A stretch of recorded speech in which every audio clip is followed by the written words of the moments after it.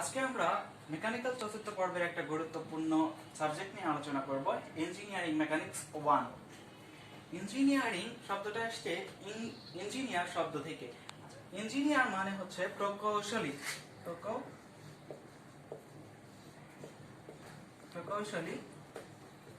এবং মেকানিক্স শব্দের অর্থ দুটো, আবিধানিক অর্থ হচ্ছে দুটো, একটা হচ্ছে বলবিদ্যা,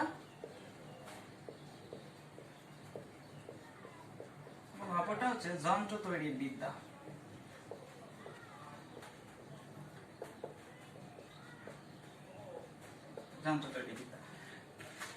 ইঞ্জিনিয়ারিং মেকানিক্সে মোট 10টি অধ্যায় রয়েছে।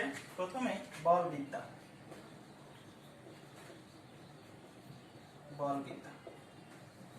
বলবিদ্যাতে আলোচনা করার আগে আমরা যেটা বলতে চাই, বলটা কি বা বলের ডেফিনেশনটা আসলে কি দেয়া যায়। বলের ডেফিনেশন অনেকে অনেকভাবে দেয়, তবে আমি যেটা মনে করি বা সহজ যেটা, সেটা হচ্ছে বল হচ্ছে সেই বাহ্যিক কারণ যার কারণে কোনো স্থির বস্তু গতিশীল হয় বা গতিশীল বস্তুর গতির পরিবর্তন হয়, তাকে বল বলা হয়। আচ্ছা, ডেফিনেশন থেকে আমরা একটু ব্যাখ্যাতে যাওয়ার চেষ্টা করি। আমরা ক্লাস 8 এ পড়ে আসছি বল ইকুয়ালস টু ভর, একে ইংলিশে ম্যাস বলা হয়, ইনটু ত্বরণ, একে ইংলিশে বলা হয় অ্যাক্সিলারেশন।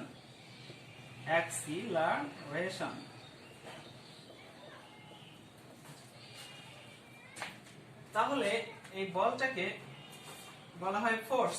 ফোর্সকে এফ দ্বারা প্রকাশ করি, ম্যাসের এম এবং অ্যাক্সিলারেশনের এ, অর্থাৎ বল equals to F equals to M into এ।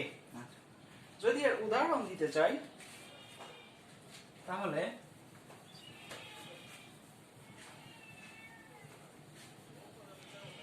ডেফিনেশনের সাথে মিল রেখে একটা উদাহরণ যদি দেয়া যায়,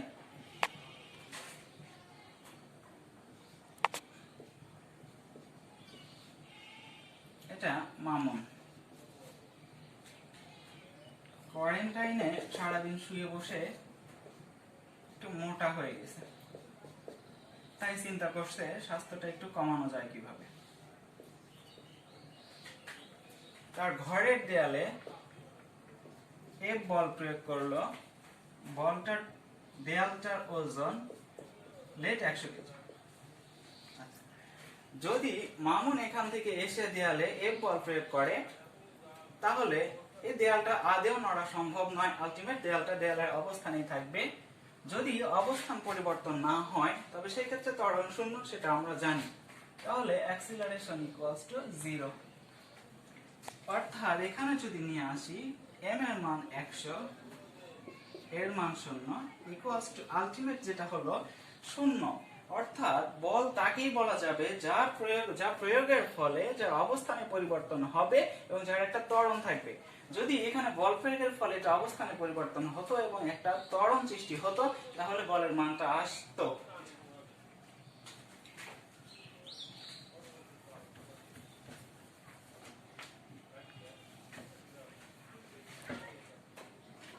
F equals to m এ আমরা ব্যাখ্যা দিয়েছি, এটা রেখে দেই। এবার তোমাদের টপিকসে যেটা আছে সেটা হলো বলের একক সম্পর্কে। একক সম্পর্কে আলোচনা করতে গেলে যেটা না বললেই নয়, এককের অর্থাৎ ইন্টারন্যাশনাল সিস্টেমে একককে 4 ভাগে ভাগ করা যায়। একটা হলো SI unit, system of international. একটা হলো CGS unit, centimetre gram second system. MKS unit, metre kilogram second system. তারপর এফপিএস, ফুট পাউন্ড সিস্টেম। আচ্ছা, এসআই ইউনিটে বলের একক আমরা সবাই জানি নিউটন।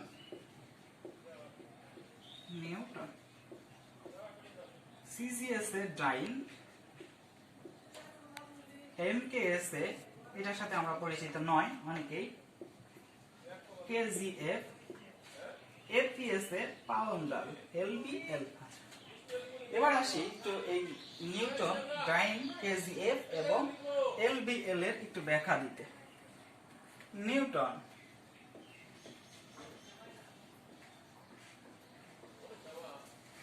প্রতিটা ক্ষেত্রে নিউটন আমাদের একটু ঝামেলা করে দিয়ে গেছে। এই নিউটনের সংজ্ঞা দিতে গিয়ে যদি বলা হয় এভাবে, আমরা জানি বস্তুর ওজন সবসময় সেন্টার অফ গ্র্যাভিটিতে থাকে, গ্র্যাভিটি থেকে নিচের দিকে কাজ করে। এখানে যদি বস্তুকে বল প্রয়োগ করা হয়, ধরলাম F ইকুয়ালস টু 1 নিউটন, আর এইখানে অ্যাক্সিলারেশনটা হবে 1 মিটার পার সেকেন্ড স্কয়ার। এটা ত্বরণের একক আমরা জানি।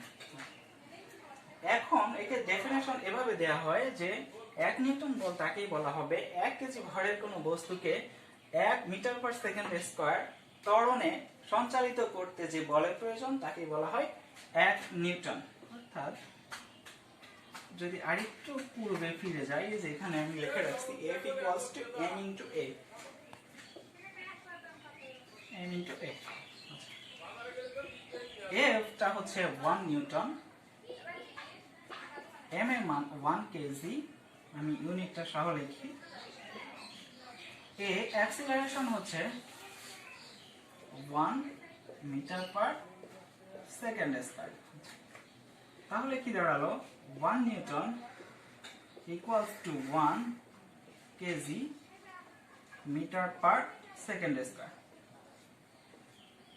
অর্থাৎ Newton equals to kg metre per second square.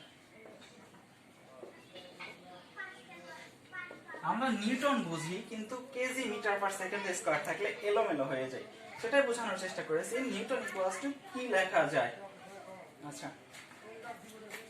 এবারে আসি এখানে একটু চেঞ্জ করে দেই, সিজিএস টা একটু দেখি আসলে কি দাঁড়ায়। সিজিএস ইউনিটে বলের একক ডাইন। একে অনুরূপ একটা বস্তু যার ভর, যেহেতু CGS obviously 1 gram, acceleration 1 centimetre per second square. এগুলো আমরা জানি, acceleration unit CGS, MKS, FPS পদ্ধতিতে কি হয়। এফটা 1 ডাইন। তাহলে ডাইনের ডেফিনেশনটা হচ্ছে 1 গ্রাম ভরের কোনো বস্তুকে 1 সেন্টিমিটার পার সেকেন্ড স্কয়ার ত্বরণে সঞ্চালিত করতে যে বলের প্রয়োজন হয় সেটাকে বলা হয় 1 ডাইন। তাহলে F equals to m into a। তাহলে F সমান 1 ডাইন, m হচ্ছে 1 gram into 1 centimetre per second square. তাহলে কি দাঁড়ালো, আমি একবারে লিখে দিচ্ছি, আগেরটা ক্লিয়ার করছি।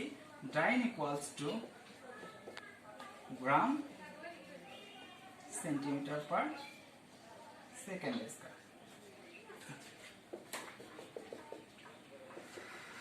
তার মানে যদি কোথাও gram centimetre per second square থাকে, তাকে নিঃসন্দেহে ডাইন লিখতে পারি।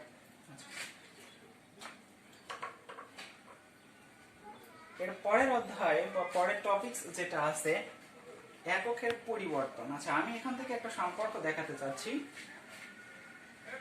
1 নিউটন সমান সমান আমরা লিখেছি 1 kg metre per second square. এটাকে আমরা একটু কনভার্ট করব। 1 নিউটন ইকুয়ালস টু কত ডাইন হয় সেটা দেখব। তাহলে 1 ছিল কেজি, কেজিকে আমরা গ্রামে নিব, 1000 দ্বারা গুণ হয়ে গেল গ্রাম, ইনটু 1 মিটার আছে, এটাকে আমরা নিব সেন্টিমিটারে। আমরা জানি 100 সেন্টিমিটার সমান 1 মিটার, তাহলে সেন্টিমিটার, আর সেকেন্ড স্কয়ার তো নিচে থাকলোই। তাহলে দাঁড়ালো কি, এই 1000 আর 100 গুণ করলে 10 to the power 5 gram centimetre per second square. Ultimately এই যে এখানে বলা হচ্ছে যে gram centimetre per second square equals to dyne 10 to the power 5 dyne, অর্থাৎ 1 Newton equals to 10 to the power 5 dyne. এখন আসি বলের যে এককটার সাথে আমরা অনেকেই সম্পৃক্ত নয় বা বুঝি না এককটা আসলে কি সেটা। বলের আরেকটা একক MKS, যাকে বলা হয় একক হচ্ছে বলের একক KGF।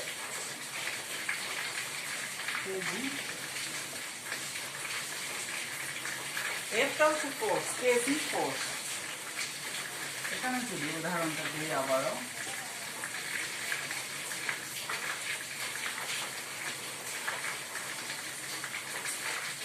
তাহলে 1 kgf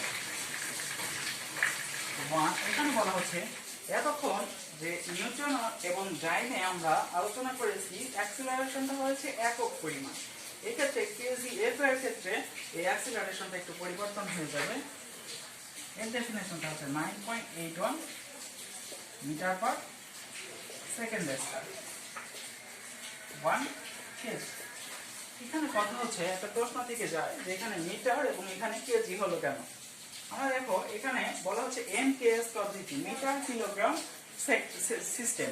এখানে যেহেতু মিটার কিলোগ্রাম সিস্টেম সেহেতু মিটারটা আসলো, অর্থাৎ এই অ্যাক্সিলারেশন এককটা মিটার পার সেকেন্ড স্কয়ার এবং ম্যাস অর্থাৎ ভরের এককটা আসলো কেজিতে। অনুরূপভাবে F equals to M into A। F এর মান 1 kgf কেজি ফোর্স, ভরের একক কেজি 1 কেজি এবং অ্যাক্সিলারেশনটা হচ্ছে 9.81 মিটার পার সেকেন্ড স্কয়ার। তাহলে 1 kgf equals to 9.81 kg metre second square. আমরা আলোচনা করেছি 1 kgf, এই কেজি মিটার পার সেকেন্ড স্কয়ারকে সরাসরি লেখা যায় কি 9.81 নিউটন। অর্থাৎ এটা আরেকটা সম্পর্ক দাঁড়ালো 1 kgf সমান 9.81 নিউটন। এটা আসলে আমরা অনেকেই জানতাম না kgf এককটা আবার কি। আশা করি ক্লিয়ার।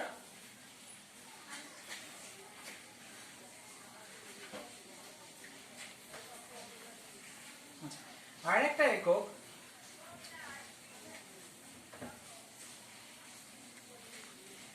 সেটা হলো FPS পাউন্ডাল।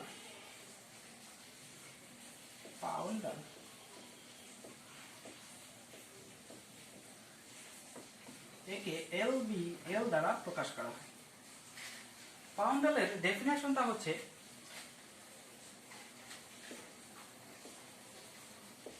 ভরটা হবে 1 পাউন্ড, অ্যাক্সিলারেশনটা হবে, এটা অনেকটা পরিবর্তন, F ইকুয়ালস টু যদি লিখি 1 পাউন্ডাল এবং অ্যাক্সিলারেশনটা হয়ে যাবে 32 feet per second square. Feet আর পাউন্ড কি জন্য আসলো? FPS ফুট পাউন্ড সিস্টেম, সেজন্য অ্যাক্সিলারেশন এককটা ফিট পার সেকেন্ড স্কয়ার এবং ভরের এককটা পাউন্ড। এখন আসি F সমান সমান m ইনটু A। F এর মান 1 pound into 32 feet per second square, অর্থাৎ 1 poundal equals to 32 pound feet per second square. এই যে পাউন্ড ফিট পার সেকেন্ড স্কয়ারকে লেখা যায়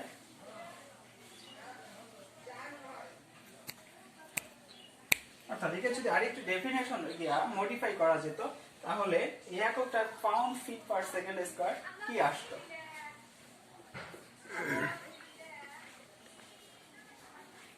1 poundal equal to LV feet per second square, অর্থাৎ যদি ভরের এককটা 1 পাউন্ড, অ্যাক্সিলারেশনটা 32 ফিট পার সেকেন্ড স্কয়ার হয় তাহলে বলের পরিমাণটা হবে 1 পাউন্ডাল। আচ্ছা, এবার আসি এখানে এই যে একক কনভার্টটা একটু দেখাচ্ছি, সরি একক কনভার্টটা একটু দেখাচ্ছি। পরের টপিক তোমাদের একক পরিবর্তন।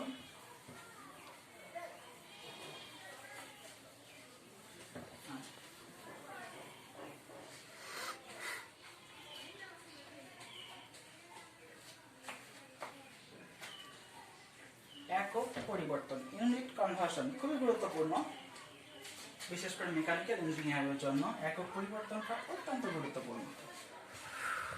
আমরা জানি অভিকর্ষ ত্বরণ G ইকুয়ালস টু 9.81, এককটা কি মিটার পার সেকেন্ড স্কয়ার।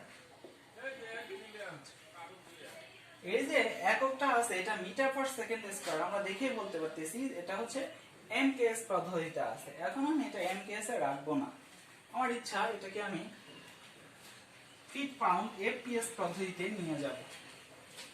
তাহলে দেখো 9.81 মিটার আছে, আমরা জানি 1 মিটার সমান 3.28 ফিট। তাহলে এর সাথে যদি 3.28 গুণ করি তাহলে মিটারটা কিসে কনভার্ট হয়ে গেল? ফিটে, ফিট পার সেকেন্ড স্কয়ার। অর্থাৎ আলটিমেট এটাকে ক্যালকুলেশন করলে আসবে 32.17 ফিট পার সেকেন্ড স্কয়ার। এই যে ফ্র্যাকশনাল মানটা আসলো এটাকে বাদ দিয়ে স্ট্যান্ডার্ড মান ধরা হয় G এর একক 32 ফিট পার সেকেন্ড স্কয়ার। আচ্ছা, এটা হলো আমাদের ইউনিট কনভার্সন। এছাড়াও যদি কারো কোনো সমস্যা থাকে সেটা আমাদেরকে অবশ্যই ইনবক্স করবো, আমরা চেষ্টা করবো সলভ করে দেওয়ার জন্য। তো আজকের মতো এ পর্যন্তই। নেক্সট যেটা তোমাদের টপিকস আছে দ্বিতীয় অধ্যায় বলের সংযোজন এবং বিভাজন, আচ্ছা এটা নিয়ে আমাদের পরবর্তী ক্লাসটা হবে ইনশাআল্লাহ। তো সবাই সুস্থ থাকো, ভালো থাকো, এ পর্যন্ত।